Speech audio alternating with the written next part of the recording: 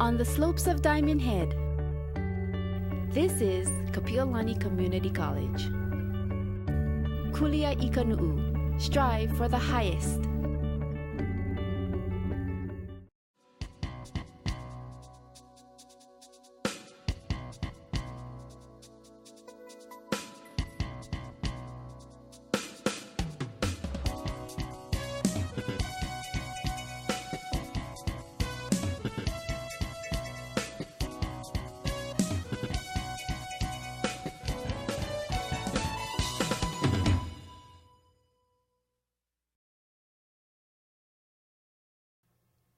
Aloha.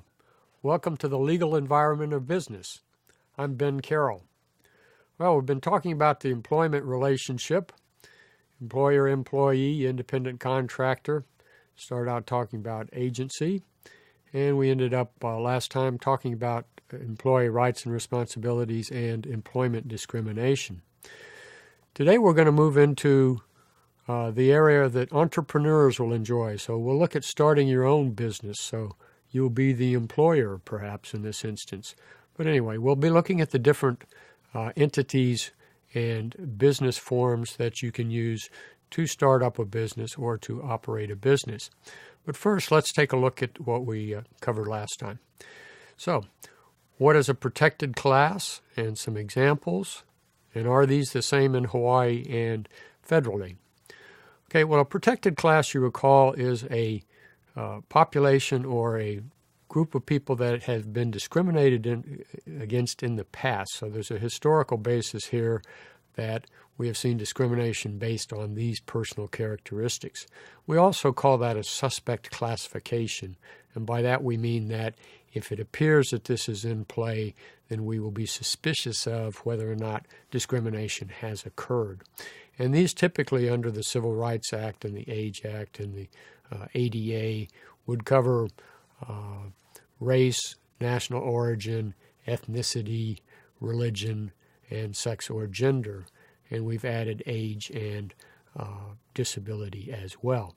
Now, as we've talked about in the past, the federal rights are kind of the floor. So every state would have to protect the rights guaranteed by federal law, but each state can, if it wishes, add additional protected categories or additional areas that it will protect employees. And Hawaii has done so. So in addition to the protected classes from federal statutes, Hawaii has added in its employment law protection for sexual orientation, marital status, and arrest and court record. So we have some additional protections in Hawaii. Okay, what's the difference between disparate treatment and disparate impact in Title VII? Okay, you recall we used the term Title VII. We're talking about that part of the Civil Rights Act of 1964 and 1991 that covers employment. So when we talk about disparate treatment and disparate impact, we're distinguishing between something that's kind of obvious, in other words, intentionally selecting or discriminating against a protected class, as opposed to we are doing something that appears to be neutral and yet it's having a differential impact, a disparate impact on a particular protected class.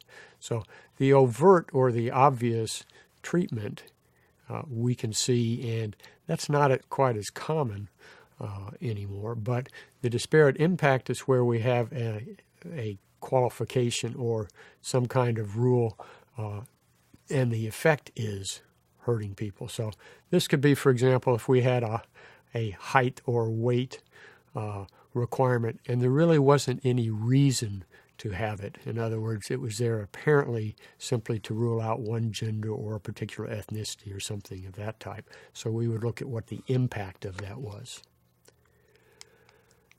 Okay, what are some employment issues concerning religion, sex and gender, and age? Okay, you recall we noted that these days ethnicity and race don't seem to be as much in the forefront as they originally were, because of course the 1964 Civil Rights Act was mostly about race and ethnicity, and now we tend to see some of these other areas are more active or more controversial. So with respect to religion, there are a number of factors that may come up in employment. So there may be issues about wearing particular religious clothing, certain obligations that different religions would have during the day, for example, prayer, and particularly if their holy day is on Saturday or Friday or what we consider to be a normal work day, then there might be issues about that kind of attendance, that sort of thing. Okay, with respect to sex or gender, the kind of the hot area now is pregnancy discrimination. So we know that there have been problems with equal pay, and we're still working on that even after 50 years, but pregnancy discrimination seems to be the kind of the problematic area now. Obviously, that applies to women, and that is, in fact, gender or sex discrimination. And, of course, we have sexual harassment, which can be heterosexual, homosexual, whatever, but this also falls within the category of sex discrimination. And then finally, age discrimination applies to anybody over 40. And even though the population is aging and graying, so to speak, 40 is the age at which you can or you are protected from age discrimination. And we have had cases in the past where, particularly if they're looking to have employees that have a certain youthful appearance, that sort of thing. And we talked, I think, about the airlines where the flight attendants had both age discrimination and sex discrimination issues. Now, the age discrimination is really rather hard to prove on a case-by-case basis, and here we're looking for a pattern over time where people kind of age out and are fired. Okay, the difference between quid pro quo and hostile working environment in sexual harassment. Okay, so the quid pro quo is obviously a Latin term, so we will look to our little lawyer to explain what quid pro quo means, but actually I'm going to just give you my bad Latin, and I consider that to be something for something. So that's really just an exchange, and this usually involves somebody, a supervisor or somebody that either has or appears to have control over an employee, making a deal. In other words, one of the somethings is something about the job, being hired, being fired, advancement, and the other something has to do with sex, for example, dating, whatever. So this is a trade, and this is the kind of a obvious and overt form. Now, hostile working environment, on the other hand, is simply making people feel uncomfortable based on sexual innuendo, gender, etc. And as we talked about, this originally came when we had occupations that were mostly one sex, and so they did kind of horseplay and putting up nudie calendars and making comments about people. So it can be directed specifically to a person, or it can simply be an atmosphere, in other words, an environment. And remember, this does not require that you be a supervisor. So if the employer has the ability to control what's going on, even if it's customers, supplier, other employers, then the employer can be liable if they allow this sort of thing to continue. Okay, acronym time. What do the following acronyms mean? EEOC, BFOQ, and ADA. Well, this is kind of alphabet soup, and you'll see on the website we have kind of a translation guide for some of these government acronyms, alphabet soup. EEOC is Equal Employment Opportunities Commission, and this is the agency that handles employment discrimination suits. BFOQ is one of the major defenses of an employer. And recall that that's bona fide occupational qualification. And we use kind of the silly example of a man wanting to be hired for a job of helping women in the changing room, and the employer said, we want women for this particular job since it involves intimate nudity, etc. And so that was, in fact, a legitimate, in other words, a bona fide occupational qualification. Finally, ADA is an acronym we're starting to recognize, Americans with Disabilities Act. Okay, what is a reasonable accommodation for a disability? How does this relate to undue hardship? Okay, you recall that the Americans with Disability Act does not guarantee that someone will get a job. It's simply making the playing field more level. So it's saying that with an accommodation or without, this person should have an opportunity to do this job if they're able to handle the core responsibilities of the job, the major functions of the job. So reasonable accommodation means that we're going to assist in a reasonable way to make the job and the person fit. So this would be, for example, the obvious sorts of things are accessibility, making sure that tables are low enough, hallways and other areas are wide enough for, say, for example, wheelchair access. It may be applied technology so that somebody that is sight impaired, the computer will talk to them as opposed to having to read, that sort of thing. And it can include work hours changing and taking smaller, unimportant parts of the job, like lifting or reaching above or something of that type, and giving it to someone else if that's not a major part of the job. So all of these would be accommodations, and they're reasonable if they can be done without damaging the business. Now, the flip side of that, a defense would be undue hardship. In other words, we have an old building. It's hard for people to get upstairs. We don't have the money to put in an elevator. We can't simply, the person can't really work here without putting us at risk. Or the type of job involves handling dangerous materials, and this particular person may have mental disabilities, and so it would put people at risk to have them in an area that, doing something that they're not really capable of doing, even with accommodation. Okay, well, we are going to move on today to how to set up a business and our various options for setting up a business.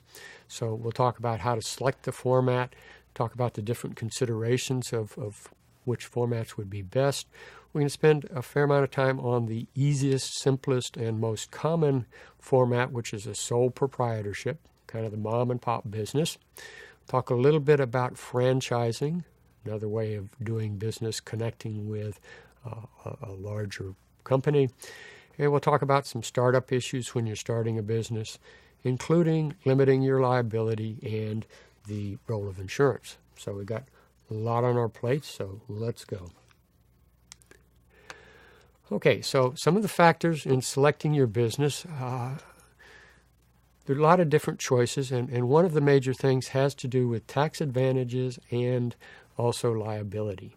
So we can look and see which of these are most important to us, and we'll be looking at some general things like how much money do I have, the type of business, what kind of liabilities might I have, do I have enough expertise, that sort of thing.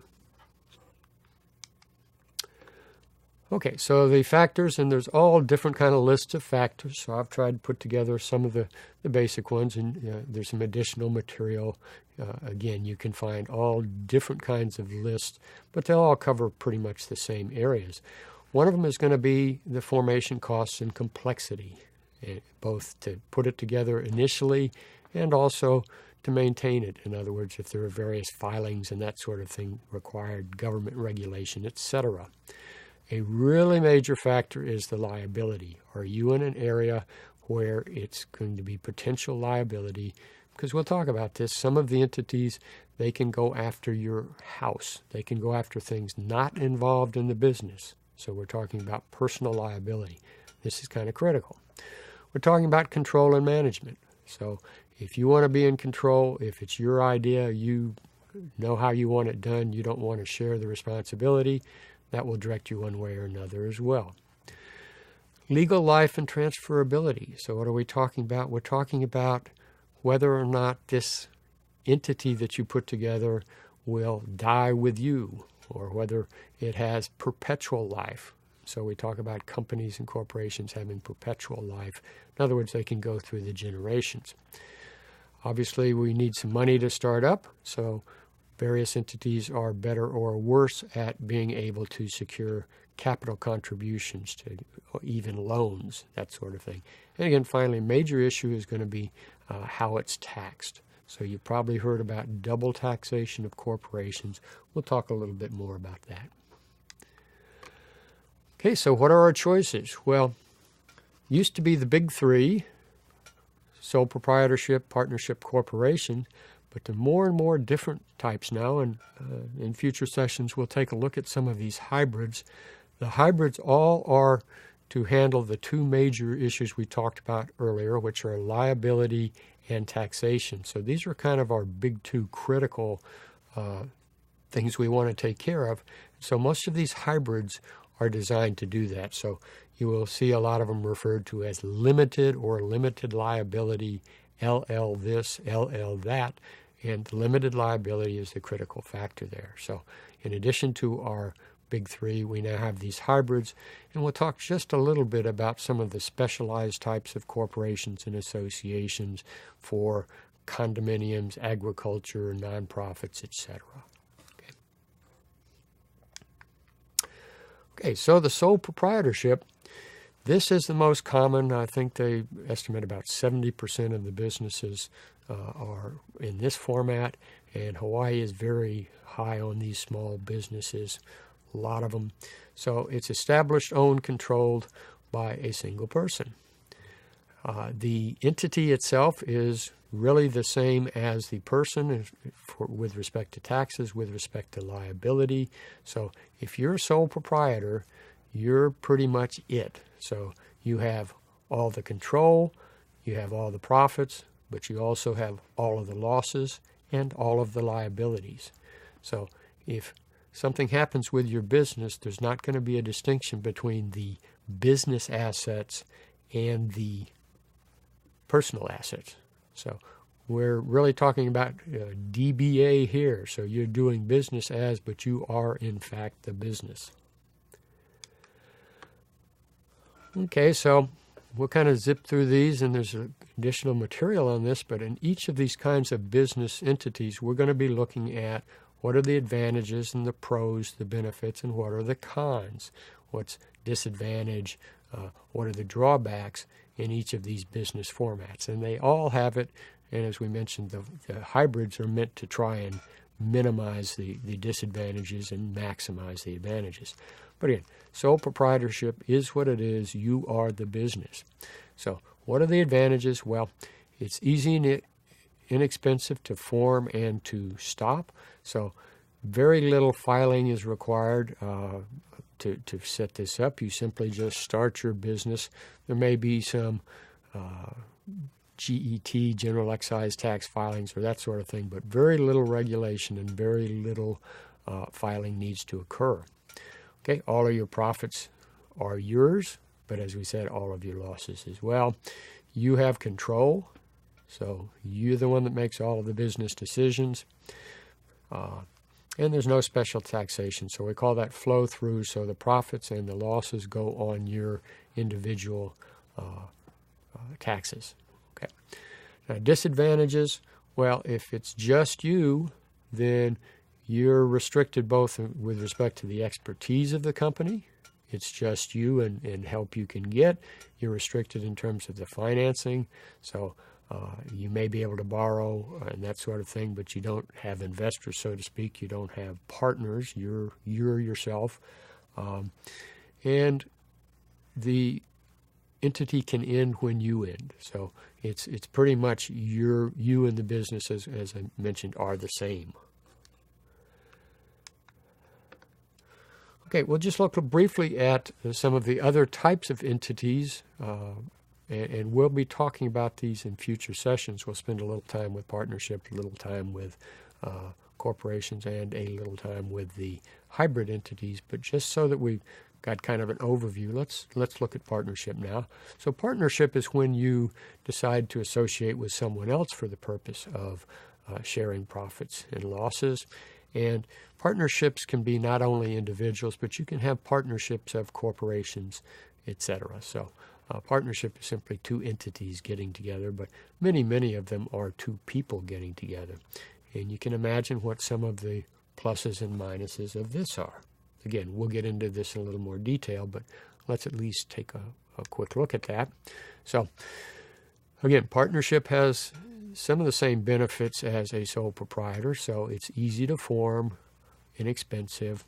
But what we're adding is we are adding some extra skill and diversity. So in a partnership, we could have someone that is bringing the money to the table and another person that's bringing the expertise. So you can mix and match so that you are getting more experience, expertise, qualifications in your partnership. Okay, there's not much government regulation, a little more than proprietorships perhaps, but not much. And again, the taxation goes through, for the most part, to the partners, so you don't have any particular taxation issues. Although the partnership forms are more complicated, certainly, than the individual. Now, what are the drawbacks? Well, drawbacks arise out of the same thing. We have extra people involved, and so one of the main issues would be the potential conflicts.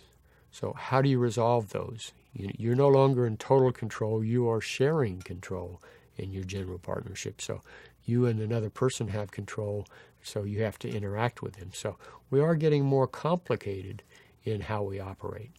You still have your unlimited liability, potential for loss, and we'll talk about this next time, but you actually now have a little more liability because you're not only liable for what you do, but now you're also liable for what your partner does. So you have actually, in a sense, increased your liability potentially by adding someone else because they're going to be your agent. Again, we'll talk more about it, but you now have an additional person to worry about other than yourself. That can put your personal assets at risk. You are sharing profits and control, so that may be a disadvantage to you. And similar to the sole proprietorship is it's difficult to transfer and may die with the partners, so there's some termination issues as well. Okay, and so our last major area is the corporation. Again, this used to be the big three, and these are still the large part of the way businesses are, although the hybrids are growing. So what's different about a corporation? Well, this is categorically different because the corporation is, in essence, its own person. So it is a separate entity, separate from the people that own it. So previously we looked and we had sole proprietorship, the owner is the company. Partnership, the owners, the partners are the company. And now we have the corporation, and we have the company, and the owners are separate. So the owners are the shareholders, the people who have stock in the corporation. And the corporation itself acts, in essence, like an artificial person. So the corporation can sue, can be sued, can enter contracts, can be and it's taxed by itself as well.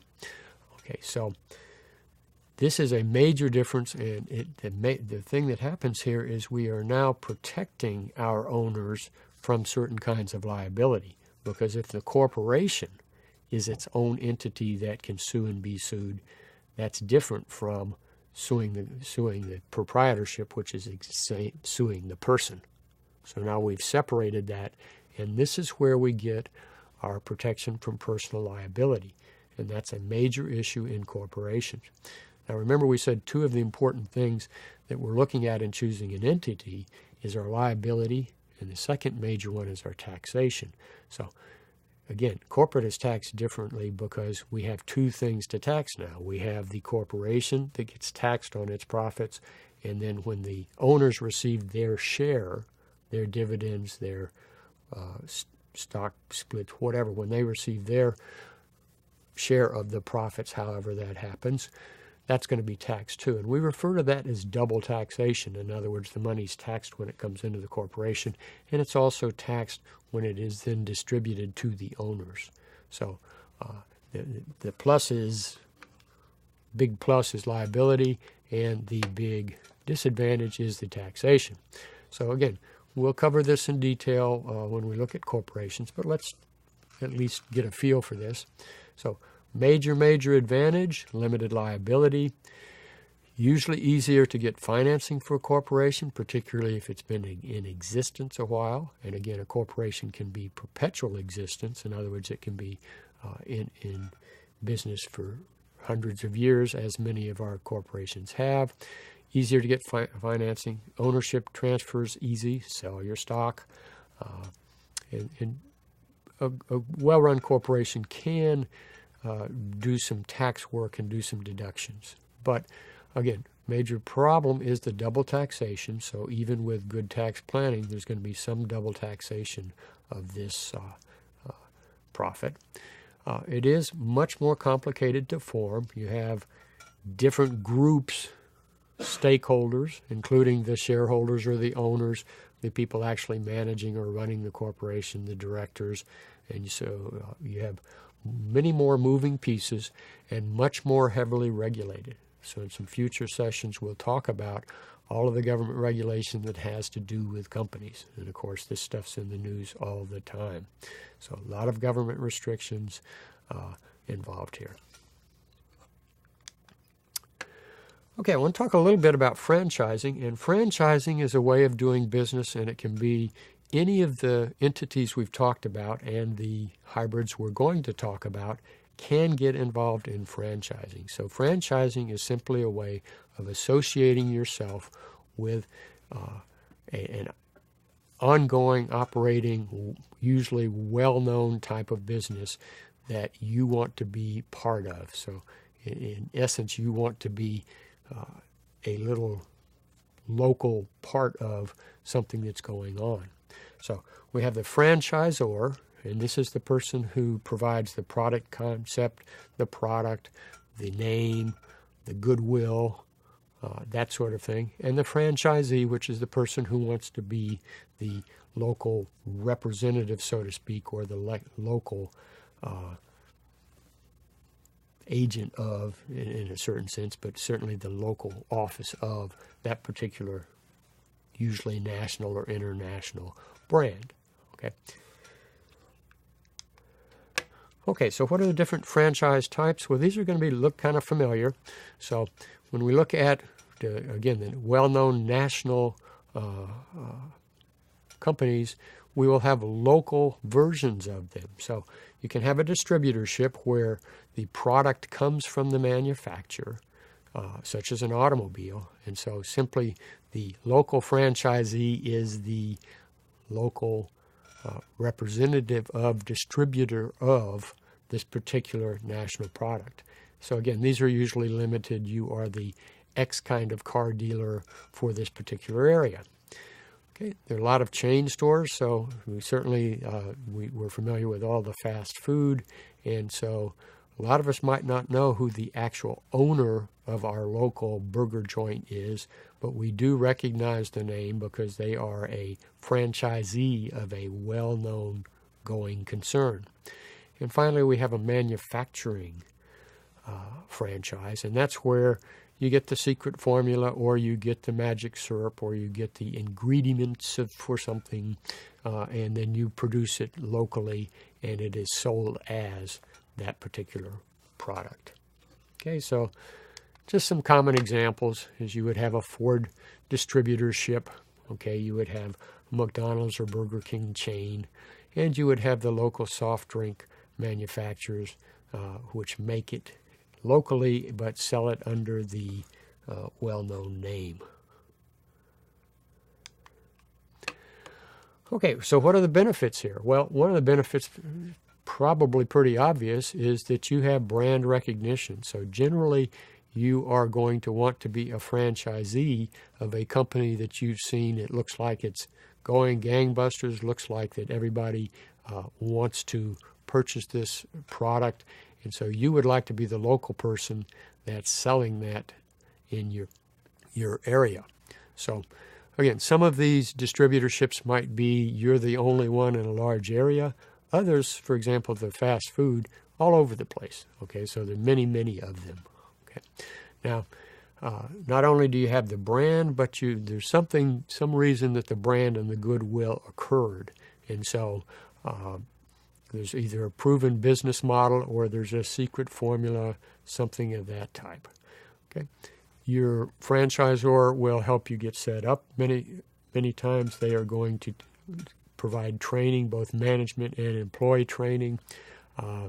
They have put together all the suppliers generally, or will tell you how to do that. So you're kind of buying a system that's already there. So you are kind of getting a, not exactly turnkey operation, but you're getting something that's in place, and you don't have to think this stuff up yourself. So when you're paying them for buying your franchise, you are getting all of this already done, already proven, already in place operation. Okay. Now, what are the drawbacks? Well,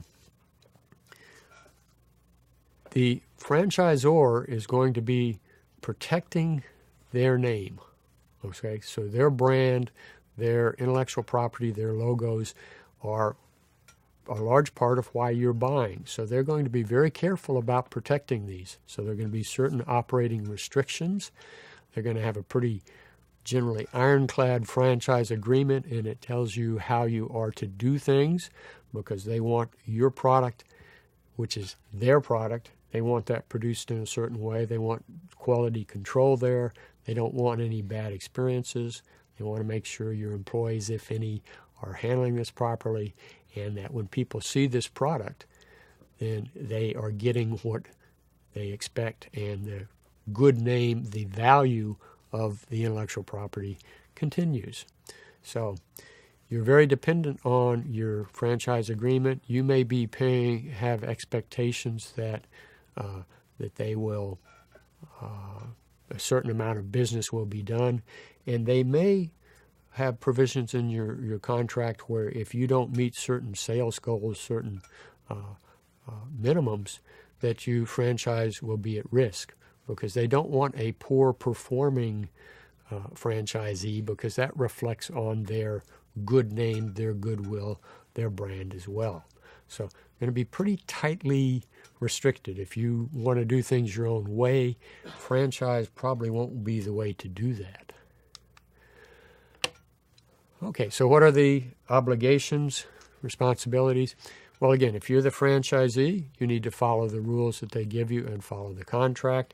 You may be required to buy certain equipment and actually certain supplies from the franchisor. You need to keep up your sales levels. You need to certainly follow the promotions they have. Many of these instances, when they decide to have a new theme nationwide, you have to do that.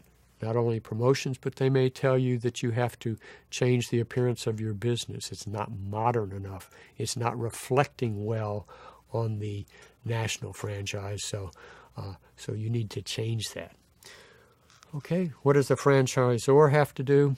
Well, they're giving you the brand, and that's really the main thing. They are selling you that goodwill. They are selling you that ongoing recognition in business. But they will also generally try to help you be a success, because part of their franchise fee may be based on your sales and service. So although they can require you to meet those goals, they certainly want to help you meet them as well. So they may help you with startup.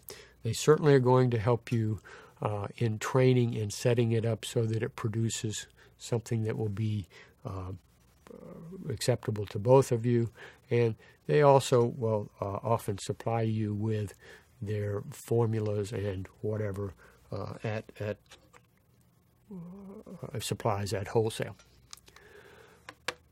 Okay, so just looking at some of the common franchise, and of course you recognize most of these. This changes every year. This is just a list based on Entrepreneur Magazine. There are many other folks that have different formula for what the top franchises are, but these are always going to be similar. So you're going to have Subway, 7-Eleven, Dunkin' Donuts appearing all the time.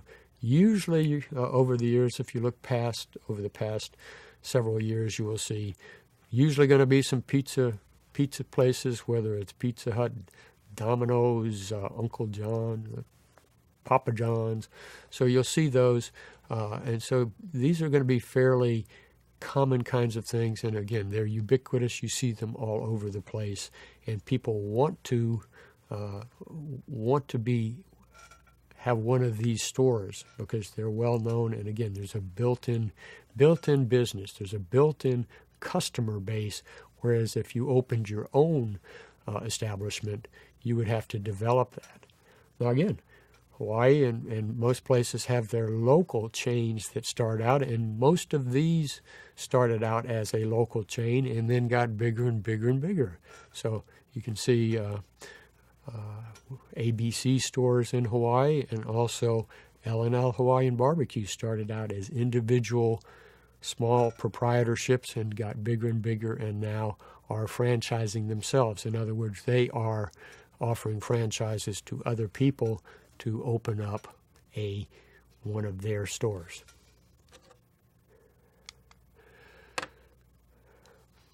Okay, so we've looked generally at what the options are and what kind of entities we would use to start our business. And again, we'll be looking at more detail at partnerships and corporations and some of the hybrids, just like we've done with the sole proprietorship. But in all of these, there's some general things we need to think about and look at when we're deciding to open our own business. And again, this is another area where all different kinds of lists and steps and checklists and ways of doing it. So we've kind of got a plain vanilla, generic way of looking at this. And of course, there are some more additional materials on the website, and one of your exercises will be starting to plan how you would open your own business. But as we suggested, one of the first things would be to decide what business type. And we've talked about the things you would think about as in picking a format. You may not have a lot of options if you're starting out fresh. It may be that you're going to have to start out as a sole proprietorship, but you may be able to put together one of these other entities as well.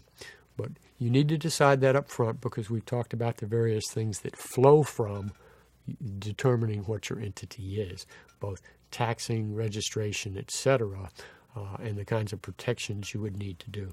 Now again, if you're doing a franchise, a lot of that's already in place for you, so we've talked about that. So decide on your entity. Part of that will be deciding what your capital needs are. Do you have the expertise to do this yourself, or are you going to need to get it either as a consultant or partnering or joining with other people? Going to need to look at the risks. So we talked about liability as being important. So you'll need to figure out what are the risks in this business and how will I cover those? How will I protect myself? You'll need to figure out if you're not a franchise. If you're franchise, you already got your name. Okay, that's part of what you're buying. But if you're not, you'll need to check on your name and make sure that it's not too similar to the names other people are using. We talked a little bit about this when we talked about intellectual property. So you can't have a name that's too similar to someone else's name, and you'll want to, as soon as you get that, you'll want to protect that so that when you build up your own goodwill, that attaches to you and not someone else. Okay, we'll need to look at various licenses and permits and what we need to file. Different businesses are going to be regulated, and down the road we'll talk a little bit more about the government regulation of specific industries. And so in Hawaii we have the DCCA, the Department of Commerce and Consumer Affairs, that regulates certain types of industries, and you'll need to see if you're one of those. So obviously if you're selling food, there'll be some health and safety concerns. If you're doing certain kind of services like massage or health related things, there'll be some requirements. So you'll need to figure out what those are. You'll obviously need to figure out how to handle your accounting, your internal financial, and your taxation. And you'll need to determine, are you going to do that in-house? Do you have the capability, or are you going to hire someone as an employee to do that? Or are you going to contract that out and have a payroll service or somebody else handle that for you? So you'll need to figure out how that fits together.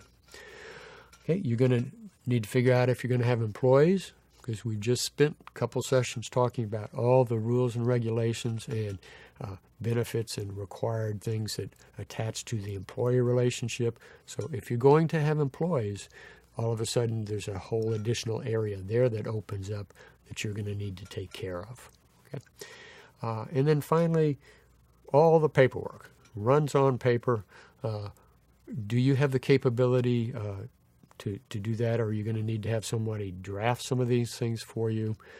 Again, all sorts of things on the internet. You can find forms of every different kind, but as we've talked about before, internet's unregulated, so you're not going to want to pull off a partnership form or some kind of contract off the internet probably and go with that without having anybody check it out.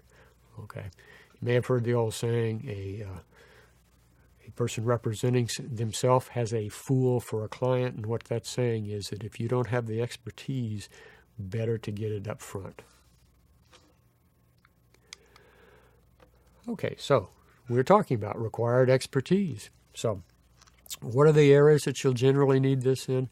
Well, most businesses are probably going to need a little bit of help in the legal area, all the requirements, and they're going to need some help in the taxation area for the most part. And many will also need the accounting, auditing kind of help as well. So what lawyers frequently say is you can hire me now or you can hire me later, but it's less expensive to hire me now to help you set things up and that sort of thing, as opposed to waiting to until something has happened because it wasn't properly set up, and then you have been sued or incurred other penalties and obligations, and it just gets more expensive. So same thing, of course, with your taxation. You want this set up properly in advance, and so your preventative and your proactive work and talking with people and getting things done right before you start is much better idea than waiting and till you have a problem and then having to buy your way out of it.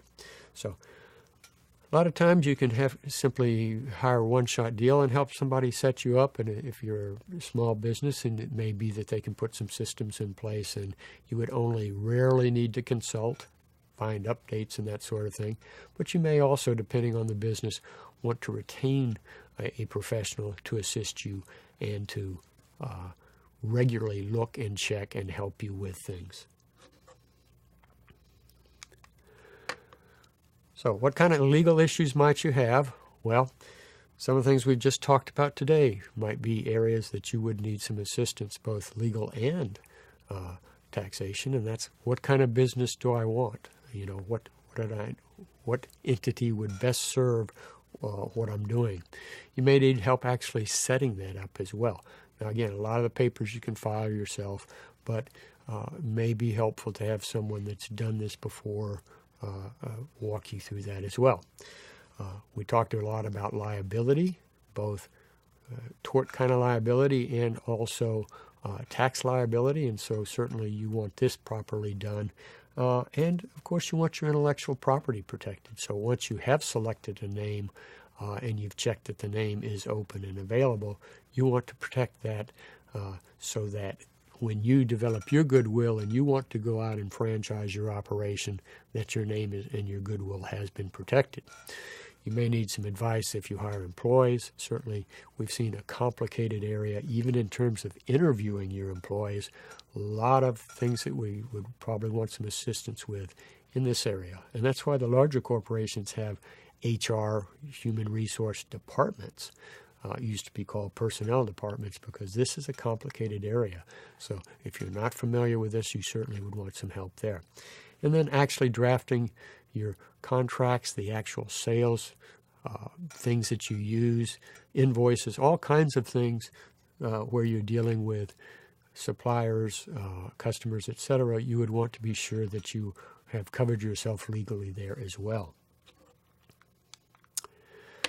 Okay, now accounting and taxation issues, again, is fairly obvious to most folks. The tax code, the IRC, Internal Revenue Code, is reasonably complicated, and so you're going to want to make sure that whichever of these forms you set up, you know what your obligations are, you know what your reporting duties are, you know what your filing needs to be done, that sort of thing. So If you are going to do this in-house, you would probably want assistance in finding the right person, even determining, do I need an accountant or CPA, or do I need a bookkeeper for most things and just occasionally consult with someone. So all of that sort of thing you would want to be sure is covered as well.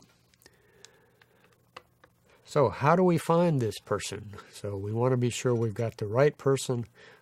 Do not look at the yellow pages. For the most part, that's going to be random. So the person that can afford the biggest ad is not necessarily the right person for you.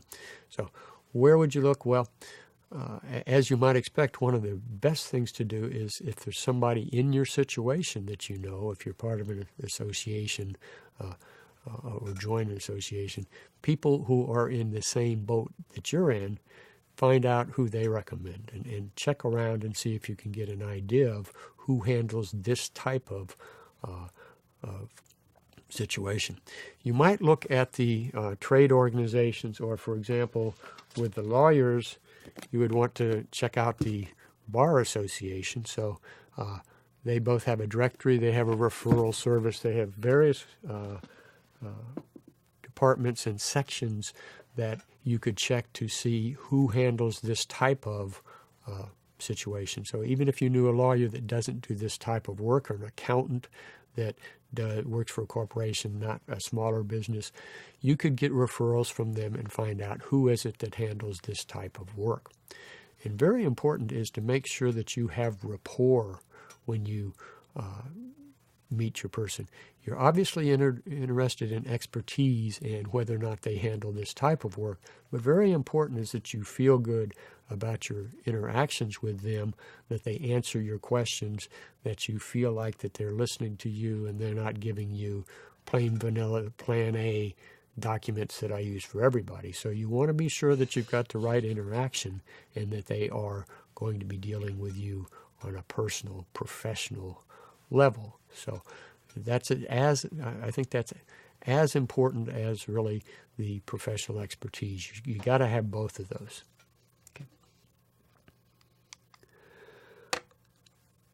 Okay, we keep talking about liability, and that's because that's the downside of your business, is personal liability. And again, we talked about both the sole proprietorship and the partnership. You have the possibility of putting your personal assets at risk.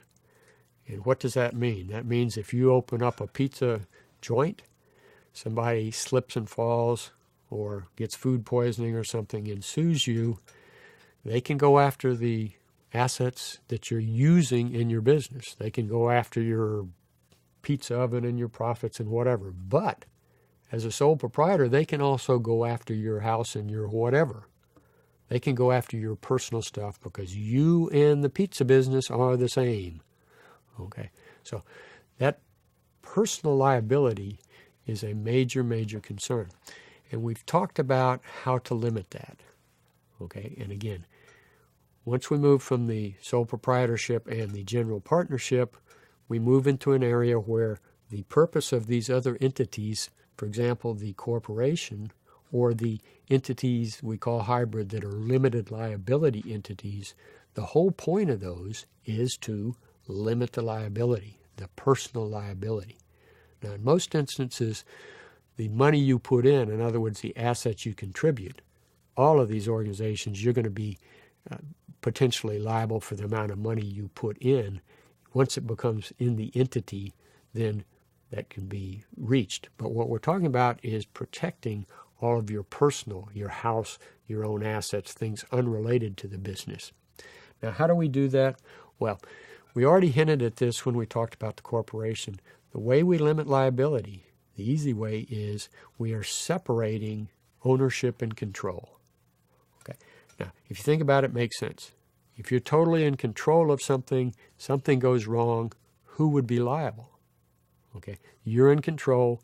You're getting all the profit. It's you. Problems, they're with you too. But if we separate that ownership and control, then the owners, why would they be personally liable? Because they're not controlling. They're not doing the day-to-day. They're not operating and doing the things that cause the injury. So that makes sense that they would be protected. Now, they can lose the money they put in, but they're not going to lose their personal assets because we have separated ownership and control. So it's a very important principle that we'll be looking at more in our future sessions because, again, that's how we limit liability. So anything with LL in front of it or a corporation, all corporations have this protection to a greater degree, and also the LL types of entities have separated ownership and control at some degree, and that's the way they're limiting liability.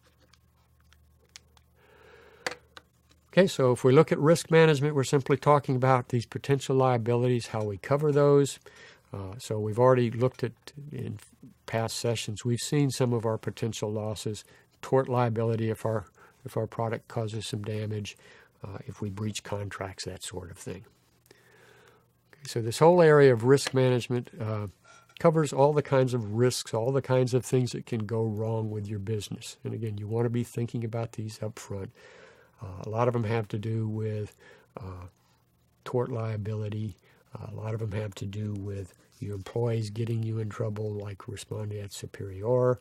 And again, you're liable for your employees. You're liable for your customers. And then there's some kind of just things unrelated to your business in particular, but just out there in the environment, such as a natural disaster that shuts your business down. There's some changes in technology so that your business is potentially at risk. An example is when President Kennedy stopped wearing hats, the hat industry went down the tube. Okay, now we got baseball caps, but you don't have fedoras much. Anyway, so there's some things that can happen outside your business as well that you need to take into account. Another way of looking at your risk is which ones relate to your property, which ones relate to your personnel, and which ones relate to third parties such as customers. Okay, so property risks, again, theft, machinery breaking down, fire or something destroying your building, or somebody stealing your logo, your business, etc. Property rights, including intellectual property. Personnel risks, okay, you could lose a key employee, small business, that could be major. Obviously, the things we talked about last session, things in session before, work injuries, discrimination claims, etc., revelation of your trade secrets, that sort of thing. And third-party risks, again, this is slips and falls, tort liability, products liability, and people not paying you. So you're not being able to pay your bills because you've extended credit. Okay, so first thing we want to do is identify risk. What's in your business that's problematic? What can we do to fix that? And then finally, what are our options? And for a sole proprietor, a lot of this is going to come down to insurance because, again, there's not many other ways to get rid of your risk if you can't separate control and ownership. Okay, so you may have heard of an internal risk audit, and that's simply looking at your business and seeing where the problems are and what we can do about it. If you do have insurance, your insurer will do this for you, but there are other independent folks that will do this as well. Okay, obviously the first thing you want to do is figure out what they are, figure out how likely they are, and what the amount of loss would be so that you'll know what you need to do to take care of it. Okay, risk control includes avoidance. Okay, if something is a problem, stop doing it if you can. If not, change it if you can to try and reduce the risk. You may be able to share the risk. Again, insurance, major area here. Or you can use independent contractors that are experts in this area, and that will shield you from the respondeat superior, usually. Okay, and then finally, you want to educate everyone in your business to avoid risky behaviors and try and reduce things that way. Okay, we've talked about these in the past. You need some kind of planning to make sure that things are handled properly. And again, examples we used in the past were problems with, for example, sexual harassment. What do you need to do to prevent that, to limit your loss? Policies, training, that sort of thing. And then just some obvious good practices about taking physical stock of what's problematic in your business, where the potential losses are, what you can do about that. Okay, you should also look for these natural disasters. So if a hurricane comes, whatever, how are you going to handle your business being shut down? How are you going to get it back up? How are you going to cover data loss? What if you've been had a computer virus attack your systems, etc., backup redundancy, all of that sort of thing. And finally, insurance. We've talked a little bit about insurance. For example, when we're talking sales, loss of goods, and work comp. And in essence, you simply have a contract where you are selling your risk. So the insurer is assuming the risk on the one hand based on your premium. And there's a whole lot of areas this covers. A lot of information on the site about these. Comprehensive general liability, or for small business owners. And you can see a whole lot of different areas, many of which we've talked about, that are potential coverage for insurance. And you'll need to decide which of these you absolutely need to have and which you can afford. Okay, well, whole lot there. We have just started to look at the overview of the business entities. So please look at the additional materials that are on the website. Whole lot there. There's a lot of charts. You can see we used a few charts today, but there are a lot of charts, matrices, and graphs that'll show you how these different entities relate. And next time we're going to be looking at partnerships and various kinds of partnerships that limit the liability, and talk a little bit about professional liability, and then move on to corporations. So this has been Carol saying aloha. I'll see you next time.